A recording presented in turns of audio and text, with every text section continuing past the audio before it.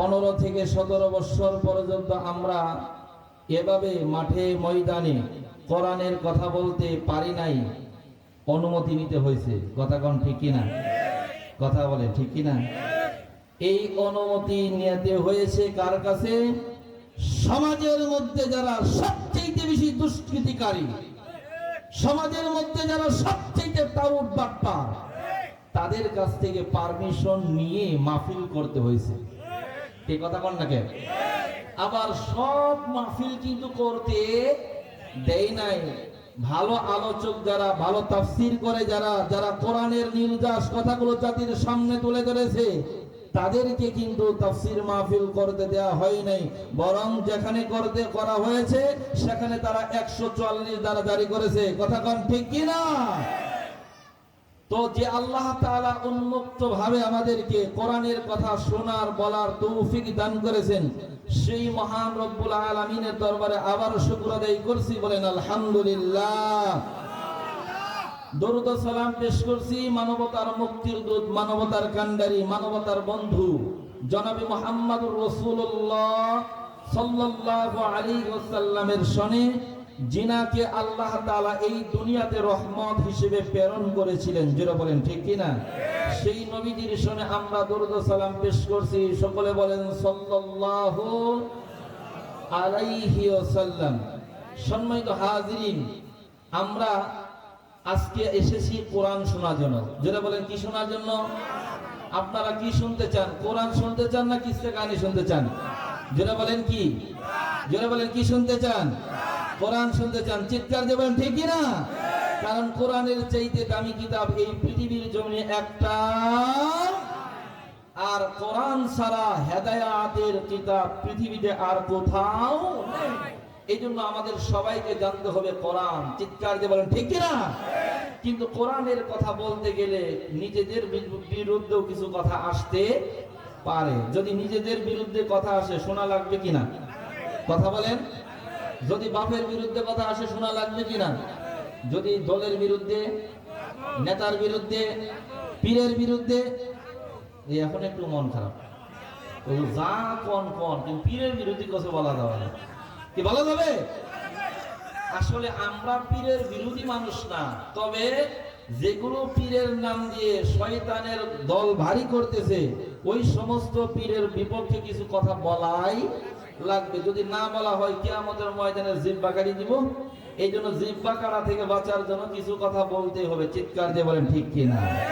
আমরা শুনবো তো? বলেন ইনশাআল্লাহ। সম্মানিত হাজিরিন, আমি আপনাদের সামনে যে সূরাটা তেলাওয়াত করেছি, সূরার কিছু অংশ তেলাওয়াত করেছি, সূরাটার নাম হলো সূরাতুন নাবা। সূরার নাম কি? যেটা বলেন। যতক্ষণ কথা বলবো একটা ক্লাস হবে। বলেন ইনশাআল্লাহ। এই যে আমাদের উস্তাদ বসা আছে, তিনিও যেভাবে ক্লাস করাই দেন, আমি আপনাদেরকে সেভাবে ক্লাস করানোর চেষ্টা করব ইনশাআল্লাহ। প্রথমেই এই কথাটা বলার আগে আপনাদের কাছে বলতে চাই, কোরআন আমরা শুনবো কেন? এটা আমাদের প্রশ্ন আসে না? কারণ কত জায়গায় কত ধরনের কিতাবের তালিম হয়, কিন্তু কোরআন শুনবো কেন? প্রথমে আমি আপনাদের কাছে বলতে চাই, এই কোরআনুল কারীম আপনাকে কিয়ামতের ময়দানে সুপারিশ করবে। জোরে বলেন সুবহানাল্লাহ। নবীজি বলছেন, আল কোরআনু শাফিউন ওয়া মুশাফফাউন ওয়া মাহিলুন মুসাদ্দাকুন। আল্লাহর নবী বলেছেন এই কোরআনুল কারীম সুপারিশ করবে, আর এই সুপারিশকে আল্লাহ কবুল করবেন, আর সুপারিশ কবুল করার ব্যাপারে আল্লাহ তাআলা সত্যায়িত করে দিয়েছেন। জোরে বলেন সুবহানাল্লাহ।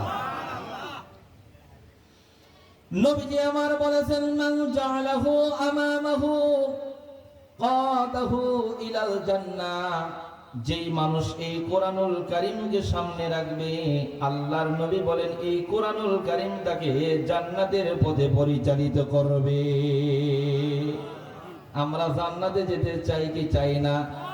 কে কে যেতে চাই? দুটি হাত তোলেন। লিল্লাহি তাকবীর, নারায়ে তাকবীর, নারায়ে তাকবীর। হাত নামান, মাঝখানে ফাঁকা জায়গাগুলো পূরণ করেন। মানুষ এত বেশি দেখায় লাভ নাই। মানুষ যতগুলো মানুষ শুনবে, বুঝবে, আমল করবে, এতগুলো মানুষ যদি দিন কায়েমের পক্ষে থাকে, এই বাংলার জমিনে ইসলাম প্রতিষ্ঠিত হবে। চিৎকার দিয়ে বলেন ঠিক কিনা? হাজার হাজার লাখ লাখ মানুষ ইমানদারের সার্টিফিকেট দিলে না, যদি প্রকৃত ইমানদার না হওয়া যায়। নবীজি আমার ডেকে বললেন, ওয়ামান খালফাহু সাকাহু ইলান নার। আর যেই মানুষটা এই কোরআনুল কারীমটাকে পিছনের দিকে রাখবে, তার মানে কোরআনুল কারীম যেভাবে বলেছে সেভাবে আমল করবে না, মন যেভাবে চাই সেভাবে চলবে, মনের চাওয়া মোতাবেক জীবন জিন্দেগি গঠন করবে। আল্লাহর নবী বলেন, এই কোরআনুল কারীম তাদেরকে জাহান্নামের দিকে পরিচালিত করবে। জোরে বলেন নাউযুবিল্লাহ। তাহলে কোরআনুল কারীমকে আমাদের সামনে রাখতে হবে। জোরে বলেন ঠিক কিনা? মুসলমান ভাইরা রে আমার, আমি যেই সূরাটা নিয়ে আলোচনা করতেছি সেই সূরাটার নাম হলো সূরাতুন নাবা। এই সূরাটা হলো 78 নাম্বার সূরা। এই সূরাটা নাজিল হয়েছে মক্কায়। জোরে বলেন কোথায়? আরো জোরে। এই সূরাটি নাজিল হয়েছে মক্কায়। এই সূরার ভিতরে 40 খানা আয়াত রয়েছে। আয়াত আছে কয়টি? জোরে বলেন কয়টি? 40টি আয়াত রয়েছে। এই সূরাটা যেহেতু মক্কায় নাজিল হয়েছে, আমি আপনাদের কাছে বলতে চাই, মক্কার জীবনে রাসূলের কষ্ট কম ছিল না বেশি ছিল? আরো জোরে।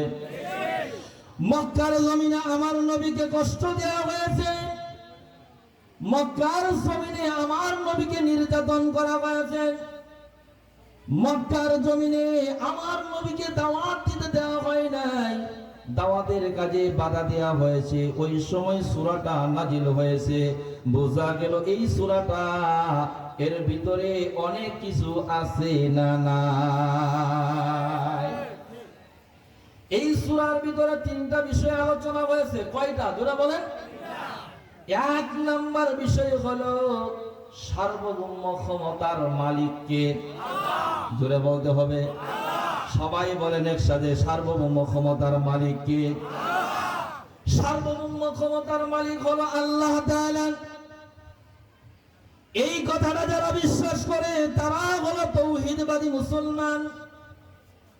আর যেই মানুষগুলো বলে সমস্ত ক্ষমতার মালিক হলো জনগণ, এই মানুষগুলো মুসলমান হতে কথা কয় না কে?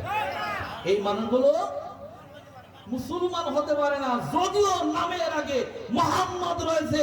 যারা বলে গণতন্ত্র প্রতিষ্ঠা করতে হবে, যারা বলে গণতন্ত্র প্রতিষ্ঠা করার জন্য আমরা আন্দোলন করতেছি, মাঠে মেহনত করতেছি, আমি তাদেরকে বলতে চাই, গণতন্ত্র প্রতিষ্ঠা করার কোনো সমস্যা নাই, কিন্তু মূল গণতন্ত্রের টার্গেট হবে আল্লাহর কোরআন প্রতিষ্ঠা করা। জোরে বলেন ঠিক কিনা? যেই গণতন্ত্রের কথা বলে মানুষদেরকে মুশরিক বানানো হয়, যেই গণতন্ত্রের কথা বলে মানুষদেরকে কোরআন থেকে দূরে সরানো হয়, যেই গণতন্ত্রের কথা বলে রাসূলের আদর্শ থেকে দূরে সরানো হয়, ওই রকম গণতন্ত্র দিয়ে ইসলাম প্রতিষ্ঠা করা সম্ভব নয়। যারা বলেন ঠিক কিনা? ইসলাম প্রতিষ্ঠা করতে হলে তাওহীদ লাগবে, পরিপূর্ণ খাঁটিয়া ক্লাস, যে আল্লাহ ছাড়া কোনো মাবুদ, কথা কয় নাকি? আল্লাহ ছাড়া কোনো মাবুদ আছে? হিন্দুদের আছে, কিন্তু আমাদের। এই জন্য হিন্দুরা কি সুন্দর বলে জানেন? ওরা বলে, ওরা যখন পূজা মণ্ডপ করে, করার পরে যখন গোসল করতে যায় তখন বলে, মা গঙ্গা হরিণী, আমি ভুল করিনি, যা করেছিল অঙ্গে দিয়ে গেলাম গাঙ্গে। কথা বলছে? মানে যা অঙ্গের গুনাহ করছিল সব গাঙ্গে ধুয়ে পরিষ্কার পরিচ্ছন্ন হয়ে গেছে। জোরে বলেন নাউজুবিল্লাহ। মক্কার কাফেররা যদি এই করছে, আবু জেহেল নাম শুনছেন কারা কারা? আব্দুল্লাহ ইল্লাহি তাকবীর। হাত নামান। আবু জেহেল কি আমাদের বন্ধু না শত্রু? জোরে বলেন। জ্ঞানী মানুষ যে, ওনার নাম তো ছিল আবুল হেকাম। যিনি মানুষ সর্বশত্রু হলে কেন? যিনি নবীজির শত্রু, যিনি কোরআনের শত্রু, তিনি প্রত্যেকটা মুমিনের শত্রু। যারা বলে ঠিক কিনা?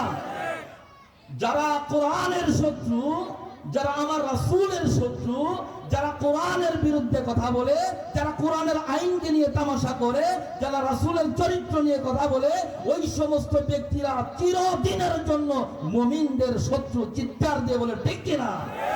সে যত বড় নেতা হোক, যত বড় বুদ্ধিজীবী হোক, এরকম বুদ্ধিজীবী আমাদের দরকার। মক্কার কাফেরেরা তাওয়াফ করতো কিভাবে? আপনারা কি মন খারাপ করতেছেন? আলোচনা একটু যেহেতু আসছে, কিছু কইয়ে দেয়, ঠিক আছে ইনশাল্লাহ। আবার রাগটা কিন্তু করেন না, আমি কিন্তু মিশন নিয়ে আলোচনা করব আজকে। আপনাদের এমন একটা মিশন নিয়ে আলোচনা করার নিয়ত করেছি, যেই মিশনের ভিতরে আমরা যদি থাকি, আজকে তওবা করে চলে যাব, আমরা আগের পরের যে মিশনটা দরকার, যেই মিশনটা বাস্তবায়ন করার জন্য আল্লাহ দুনিয়াতে পাঠাইছেন, এই মিশনটা নিয়ে আমি আলোচনা করব। বলেন ইনশাআল্লাহ। এই মক্কার কাফেরেরা ওই বাইতুল্লাহ জিয়ারত করে কিভাবে? যখন জিয়ারত করে তখন শরীরের মধ্যে কোনো কাপড় চোপড়, একেবারে নিট এন্ড ক্লিন, মানে শরীরের ভিতরে কোনো কাপড় চোপড় নাই। তো যদি বলা হয় কেন তুমি কাপড় চোপড় রাখো না কেন, বলে যে আমি যা আকাম কুকাম করছি, এই আকাম কুকাম করে যে এখানে তাওয়াফ করে পবিত্র হওয়ার জন্য আসছি, এখন যদি শরীরের মধ্যে কাপড় থাকে, পাঞ্জাবি থাকে, জুব্বা থাকে, পাগড়ি থাকে, তাহলে তো আমার গুনাহগুলো পাঞ্জাবির মধ্যে লাগবে, জুব্বার ভিতর লাগবে। এজন্য একেবারে সব খুলে তাওয়াফ করতেছি। জোরে বলেন নাউজুবিল্লাহ। বুঝেন তাহলে কি পরিমাণ গুমরাহ তাদের ভিতরে ঢুকছিল। আমাদের দেশেও এরকম কিছু সুফি মানুষ আছে, এরা মসজিদে 5টা ফ্যান দান করবে, রাস্তা থেকে 50,000 টাকা মেরে খাবে। কথা কোন? এ কথা কোন? ঠিক না?